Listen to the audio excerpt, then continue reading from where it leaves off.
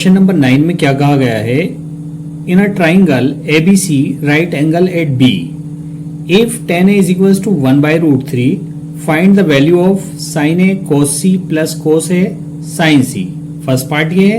Second में कहा है cos A cos C minus sin A into sin C।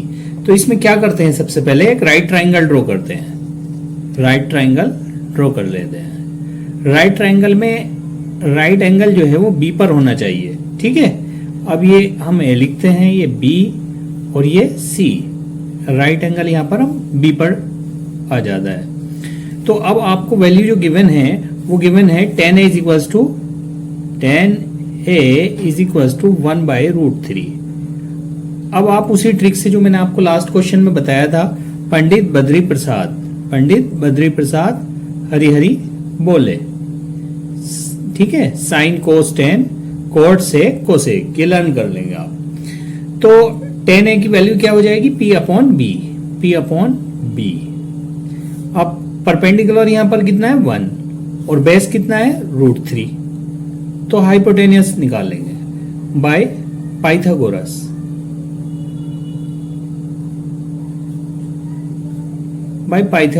Theorem. अब पाइथागोरस थ्योरम क्या है, पाइथागोरस ने कहा था perpendicular square plus base square is equals to hypotenuse square. तो परपेंडिकुलर कितना है यहाँ पर 1 स्क्वायर, बेस कितना है रूट 3 स्क्वायर और हाइपोटेनियस आपको फाइंड करना है, ठीक है।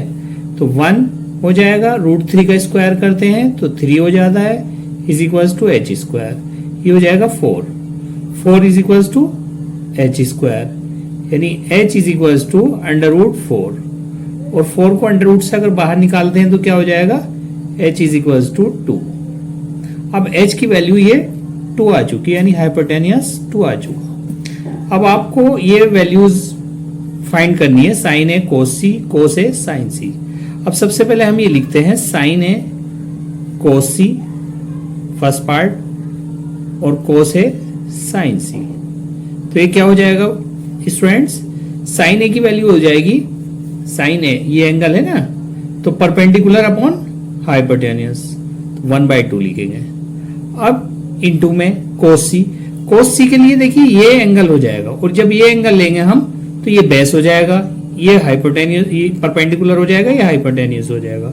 अब कोस सी की वैल्यू होती है B अपॉन H, तो बेस अपॉन हाइपोटेनियस, बेस हो जाएगा 1 और हाइपोटेनियस हो जाएगा 2, तो 1/2 प्लस कोस ए के लिए एंगल यही रहेगा।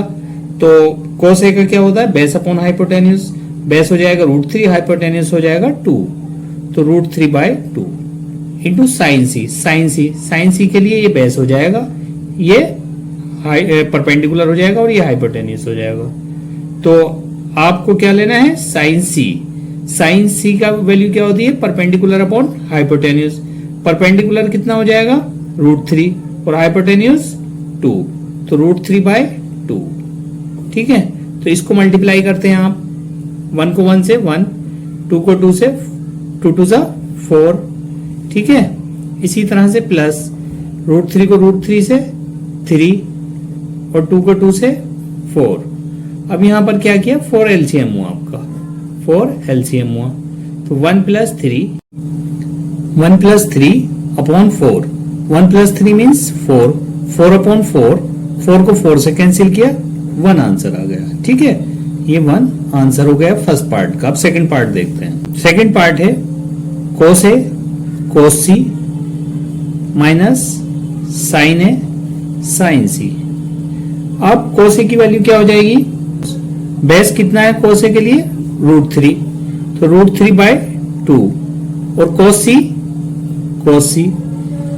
सी के लिए क्या हो जाएगा, बेस अपॉन हाइपोटेन्यूज यानी 1/2 माइनस साइन ए के लिए क्या हो जाता है, परपेंडिकुलर अपॉन हाइपोटेन्यूज। परपेंडिकुलर है 1 और हाइपोटेन्यूज कितना है, परपेंडिकुलर देखिए 1 है और हाइपोटेन्यूज कितना है 2 है, तो क्या हो जाएगा 1/2। इसी तरह से साइन सी की वैल्यू क्या होती है, परपेंडिकुलर अपॉन हाइपोटेन्यूज। परपेंडिकुलर कितना है रूट 3 और हाइपोटेन्यूज 2। ओके, तो क्या हो जाएगा ये √3/4, 2 2 जा 4 माइनस √3/4। ये प्लस है, ये माइनस है, कैंसिल हो जाएगा, 0 आ जाएगा।